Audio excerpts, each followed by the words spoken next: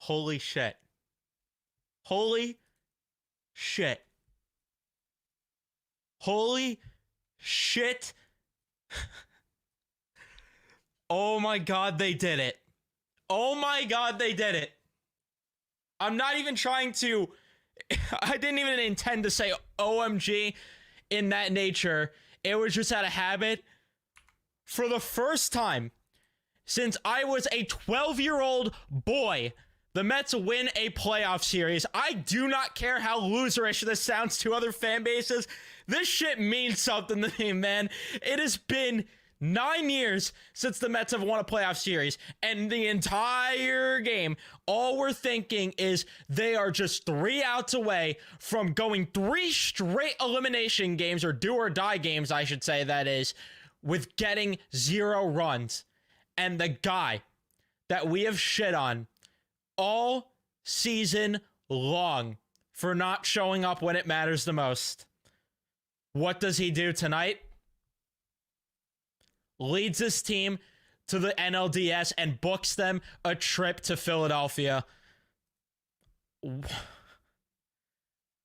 I'm shaking still. I am fucking shaking. I'm in disbelief. I truly am. Because this just felt like a no doubt loss from, honestly, the way the first inning went. I mean, with Lindor getting a leadoff double, stretched it out all, like, wristed to stretch it out, I should say, because that could have easily been an out. The Mets don't score there, and then the game keeps progressing. The offense continues to do nothing, and then all of a sudden, Lindor gets another hit, and they still do nothing. 2 hits throughout the entire game, and then out of nowhere, because of course Jake Bauers 80 miles per hour off the bat leaves the yard. Jose Buda lets up back-to-back home runs. At that point, the Brewers had as many runs as the Mets did hits, and we're all saying the same shit, that Chavez has to go. Alonso, we don't want to see him because he's dropping a pop-up too with Diaz in the game. But instead, how about rewriting the script? I'll admit I'm a loser. I'll admit that I'm a loser for tapping out so early on this team, when all year they have shown resiliency and the ability to get it done when it looks like they're out. I'm a loser for thinking otherwise.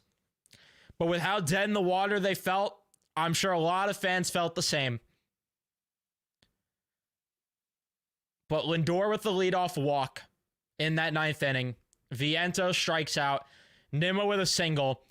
And it was either Pete Alonso, in my mind, was hitting a double play there to end the game, or he was hitting a home run. And then he goes opposite field. And the Mets, who did not hit a single home run the entire series to that point, get it from the guy that all of us were pointing and laughing at yesterday, and that all of us have been ridiculing all season long. That's where you get the apology from me. That is how you rewrite the script. That is how you rewrite the criticism, by hanging your nuts.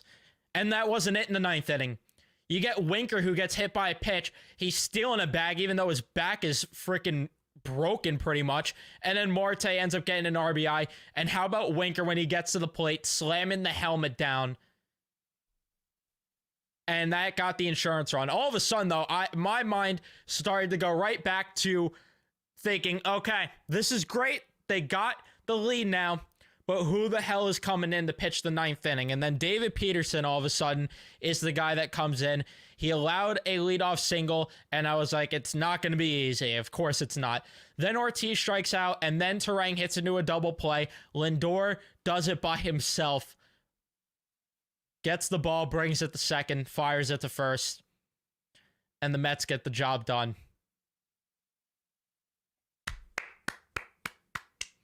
I'm freaking pumped. The thought right now of Game 3 Tuesday night, a nice, I don't know what the weather is here. Let's get the weather report to get the, get an accurate, weather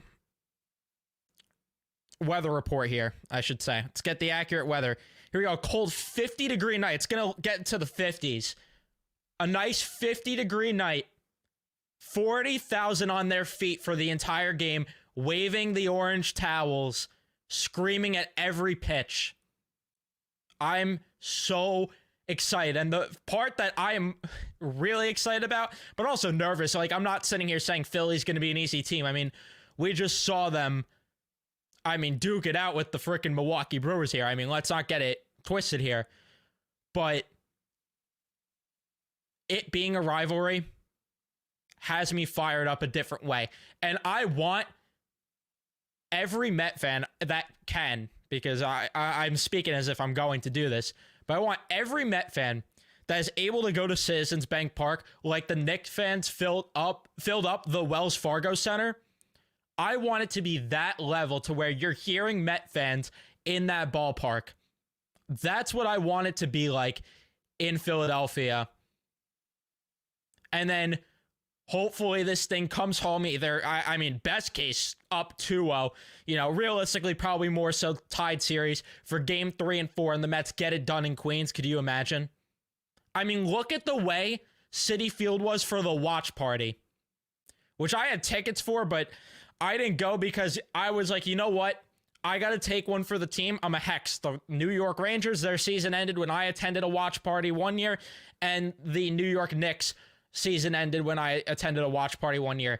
I banned myself from watch parties in elimination scenarios, so I will no longer attend watch parties under those circumstances. So look at the way, though, Citi Field was rocking at a watch party. And the way that this just happened too, with Pete Alonso doing this nonetheless, the crowd is going to be foaming at, we're going to be foaming at the mouth regardless, because we haven't seen Francisco Lindor hitting a home game in forever, pretty much. Like, since early September, it feels like. Or at least middle September. And then Pete Alonso rewriting the script here a bit. That crowd, and I'm going to be in that crowd, foaming at the mouth for this team. Wow. I'm sorry that this is so much yelling, but how could I not? How am I supposed to hold back my feelings? You're here for how I feel.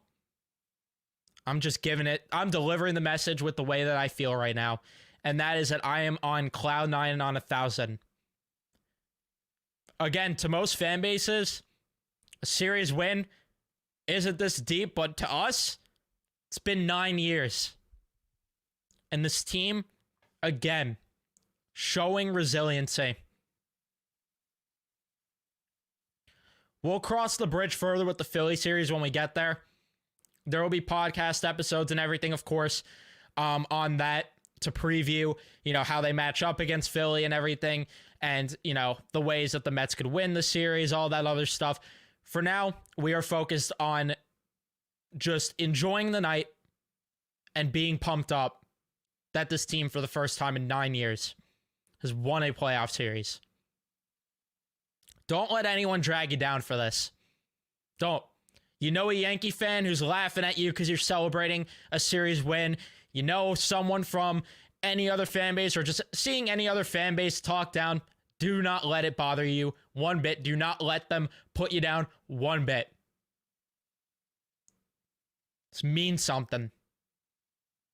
And this is the type of win, too, where you look back on and potentially I'm not going to say as far as I was going to, but you look back on this type of game, if they were to do something, and you say, this is the type of moment where the DNA is built. You did that against Devin Williams. One of the best closers in the game. You could argue the second best closer in the game behind Clase. You did it against that caliber of a closer. Electric. It was just electric. And I saw someone in the chat ask if I saw the Howie Rose call of the home run. Yeah. That had me ready to run through a wall. I mean, right now I'm ready to run through a wall. I need this. I need to get to Tuesday night of next week.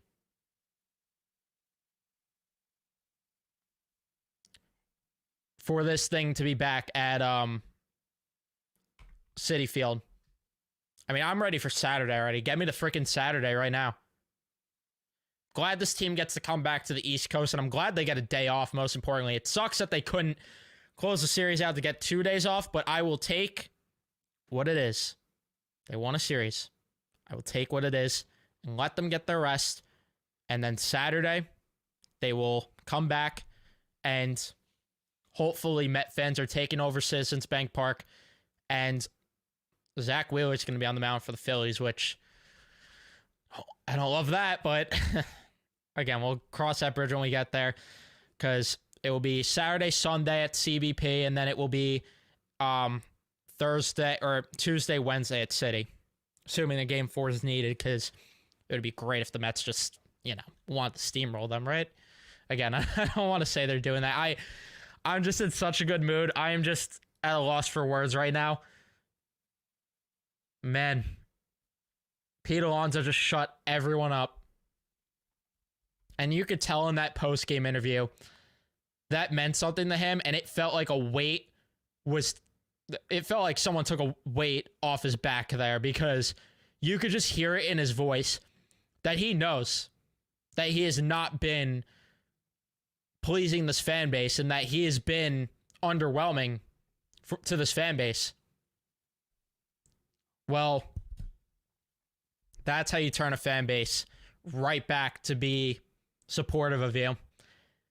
And this is what I have wanted from players all the time when I criticize them for their poor postseason performance. Want you to make me shut the fuck up and make me look stupid. I am so happy to look like an idiot right now. So happy. And then shout out Francisco Lindor, though, again.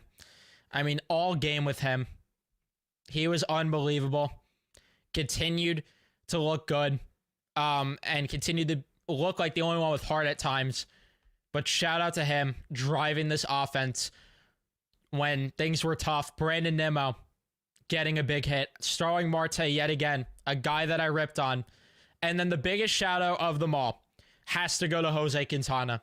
Because everyone in this fan base, including myself at times, has ripped on the guy. And every person in this fan base, like, let's be real for a second, or at least most of the fan base, because I'm not speaking for myself here, but a lot of the fan base going into this game thought it was done and over with because Quintana was pitching. When they went into this game, my thought was not, what's Quintana going to do? I actually felt confident in how the pitching was going to do, because if Quintana really was bad, I was like, okay, you could pull him early. You got a lot of options to put into this ball game. It's not the worst case scenario if you have to pull him early, but they didn't. They got 6 innings out of him, and even better now, Maton gets 2 days off, and then Stanek now gets 2 days off. Danny Young is yet to pitch so far. Like, you have a lot of rested arms going into Saturday, and Diaz gets a day off, obviously, too, with the off day, but like, you get a lot of arms to get rest. And Budo didn't throw that many pitches, and I know that he wasn't great, but you're probably looking at more so Sunday for him to be available. But Jose Quintana, he was great. Kept them in this game the whole way through. Without him pitching well, we're not talking about a Mets comeback. I mean, if he allows even one run, that Alonso home run ties the game, and, maybe Devin Williams has more juice to get that extra out instead of the insurance run getting tacked on. Who knows what happens at that point? Or maybe the Mets feel so deflated in that 9th inning that they never even get the opportunity for Pete Alonso to get that home run. Who knows? But now we won't, because Jose Quintana, he shoved today. And I think that He shut a lot of people up in this fan base, and including myself a bit, for right now at least. But he wasn't my worry tonight. It was really the offense, and it looked like it was aging great. Unfortunately, that tweet that I had about that, until Pete Alonso turned it around. When Budo let up the back-to-back home runs, it felt like it felt like I left my body. My soul left my body. I was just speechless. I didn't even rage. I didn't even, like, get pissed off like I usually do. I just was staring at the TV, sitting still. And I love Jose Budo, so it did hurt. Really did. But Edwin Diaz, too. I mean, you gotta give him some credit here because it could have easily got ugly for him. I mean, he was starting to struggle a bit at times, walking a couple of batters and struggling with his command. It easily could have got out of hand for him, but he stayed locked in, got 3 strikeouts, gave you 5 outs as well. I mean, that was huge. And then David Peterson getting a save. Him being available even out of the bullpen there is just huge for you in general. Man. Just crazy. It is just crazy. 4:08 on Saturday in Philadelphia. I'm getting chills. I'm getting the chills thinking about it. Because the wild card game or rounds, whatever you want to say, because I'm referring to 2016 also, and then these series, it just does not hit the same. Just does not hit the same as deeper October ball, like the division series on. Something about those series just hit so much different than just the wild card. Yeah. I just almost shed a tear for Pete, man. You and I both. And I'm superstitious. I switched rooms, honestly, for the bottom of the ninth. I switched where I was watching the game. Usually I watch it out on the sofa, but I came into my room to watch the rest of the game. And then that happened. So I might be locked into watching games in here for the rest of the postseason. I don't know if I'll do all that, but if it's necessary, then maybe. If it's necessary for me to lock myself in my room to watch these games, I'll make the sacrifice. But man,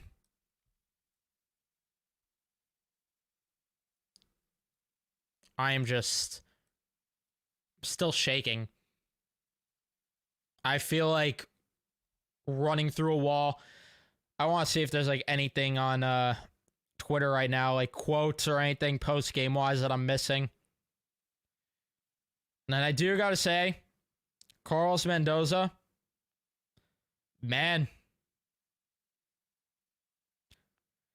I owe him a bit of an apology too, because I was questioning some decisions through the game, and not that all of them were correct, because obviously the Budo situation blew up in his face, but still. Oh my God, I just saw the Carlos Mendoza speech before the champagne. He said, "This is who we are, boys." Man, there is something special in that clubhouse.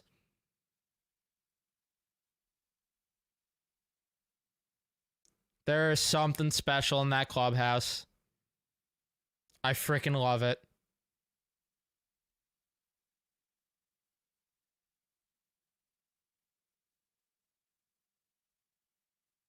And now I'm seeing that the champagne was moved from the Brewers clubhouse to the Mets clubhouse.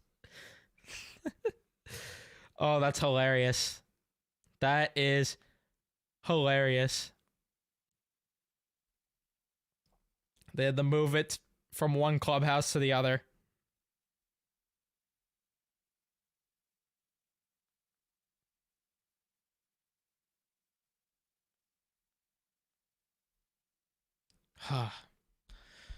I'm sorry that I didn't really break down this game that in depth. I just can't right now. I'm just like on cloud nine. And right now I'm kind of at a point where I will go in depth with this game probably a bit more in the podcast episode because, I mean, either way, what is there to dissect? I mean, I pretty much broke down all there was. The Mets did nothing offensively pretty much all game outside of Lindor until that ninth inning. The Brewers had back-to-back home runs, and Quintana, even though he got into trouble at times, he did good. He had a good outing.